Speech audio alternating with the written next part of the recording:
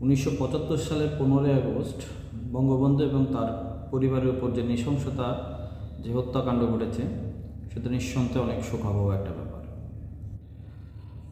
আজকে 2024 সালে এসে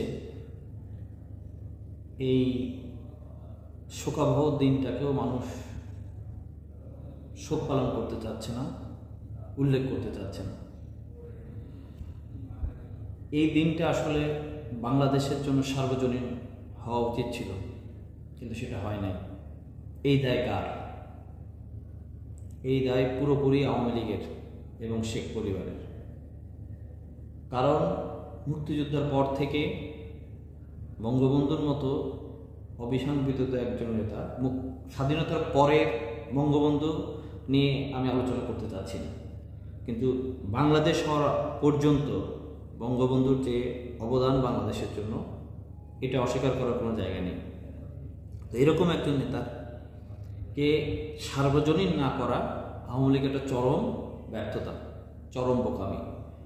বঙ্গবন্ধুকে আওয়ামী লীগ সবসময় আওয়ামী লীগের ব্র্যান্ড হিসেবে ব্যবহার করার চেষ্টা করছে।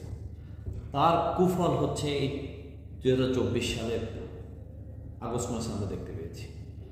বিভিন্ন জায়গায় বঙ্গবন্ধুর প্রতিকৃতি ভেঙে ফেলা হয়েছে, মোরালগুলো ভেঙে ফেলা হয়েছে, ছবিগুলো নষ্ট করে দেওয়া হয়েছে। এর কারণই হচ্ছে বঙ্গবন্ধু আসলে আওয়ামী লীগের সিম্বল হিসেবে প্রতিষ্ঠিত হয়েছে, কিন্তু এটা ঠিক হয় নাই। বঙ্গবন্ধুকে আওয়ামী লীগের সিম্বল করাটা ঠিক হয় নাই। এবং আজকে 15ই আগস্টের মধ্যে একটা বর্বর, একটা শোকাবহ দিনকেও মানুষ স্মরণ করতে চাচ্ছে না, শোক পালন করতে চাচ্ছে না। এই সম্পূর্ণ দায়ভার আওয়ামী লীগের, সাধারণ মানুষের এখানে কোনো দায় নেই।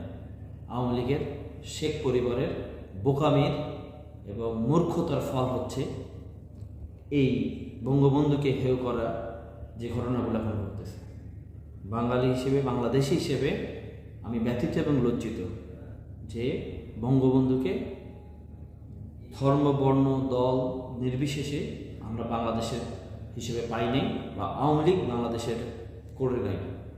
বঙ্গবন্ধুকে এবং তার পরিবারের আমি রুহের মাগফিরাত কামনা করছি, এবং আমি শোকাবরে স্মরণ করছি 15ই আগস্টের এই দিনটা জাতির জন্য অবশ্যই কলঙ্কময় একটা দিন।